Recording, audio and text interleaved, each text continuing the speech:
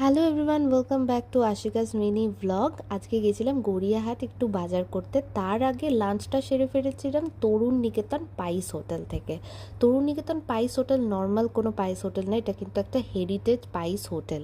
আমার তরুণ নিকেতনের ব্যাপারে একটা আলাদা ব্লগ আছে, সেটার আমি লিঙ্ক ডেসক্রিপশন বক্সে দিয়ে দেবো।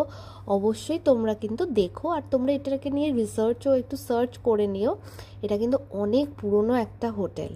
সো তোমরা যদি এখনও না গিয়ে থাকো, অবশ্যই তরুণ নিকেতন গিয়ে কিন্তু তোমরা টেস্ট করতে পারো। তারপরে শুরু হয়ে গেল খাওয়া দাওয়ার পর শপিং করা। ব্লাউজ কিনলাম, তারপরে টেবিল ম্যাট কিনলাম। আমার গড়িয়াহাটের ব্লাউজ কালেকশন ভীষণ ভালো লাগে, আর তার সাথে kurti collection and jewellery collection ভীষণ ভালো ছিল। আর আমি অনেকগুলো কুর্তি কিনেছি, তোমাদেরকে অবশ্যই শেয়ার করব যে কি কি কিনলাম।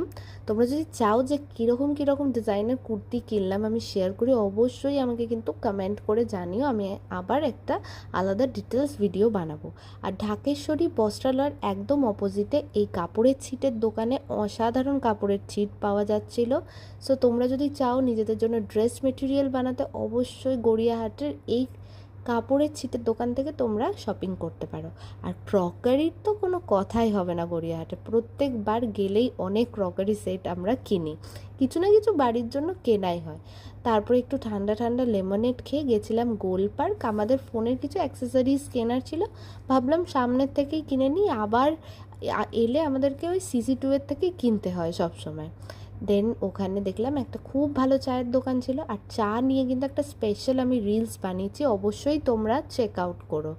সো আজকের ভিডিও এইটুকুই। Till then have a good day, good night.